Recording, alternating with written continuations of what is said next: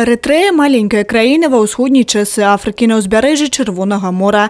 Насельніцтва 5 мільёнаў чалавек. Як мінімум 1/5 частка з іх шукае прытулак у замежжы. З паўднічнага кутка Афрыкі ў Еўропу збег і Тесфамарыян Текле. Яшчэ учора вакол яго былі пальмы, а сёння ён прыбірае снег з брэсцкіх вуліц. Размаўляць на камеру мужчына катэгарычна адмаўляецца, што не дзіўна, калі ўлічваць, што Эритрея – адна з самых закрытых і небяспечных краін свету.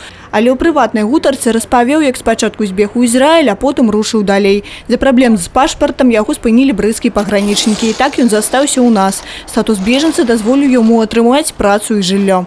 Положительное впечатление о нем, исполнительный, трудолюбивый, всегда на рабочем месте, вопросов с ним не было. Проживает в однокомнатной квартире на Жукова.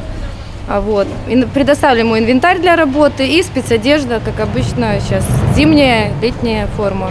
На радзіме Тесфамарыян займаўся будаўніцтвам, але з-за праблем з мовай уладкавацца па прафесіі не выйшла. Родная яго мова тыгрынья, рэдкая, крыху гаворыць па-англійску, а па-руску лепш за ўсё, пакуль засвоіў прабачце, гаворыць яго майстар. В первый день своей работы мы ему выдали весь инвентарь.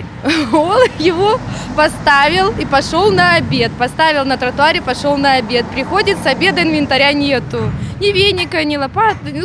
Все поставил. Совок, ведро. Звонит: Татьяна Николаевна, потерял все. Я говорю: в смысле все? Украли. Говорю: что украли? Он говорит: все украли. То есть проблемы вообще не есть. Тесфамарыян Текле – один з 10 чалавек, хто афіцыйна атрымаў статус бежанца ў Брэсцкай вобласці за ўвесь час, і адзіны, хто вырашыў пачаць працаваць, адзначаюць у абласным управленні па грамадзянстве і міграцыі.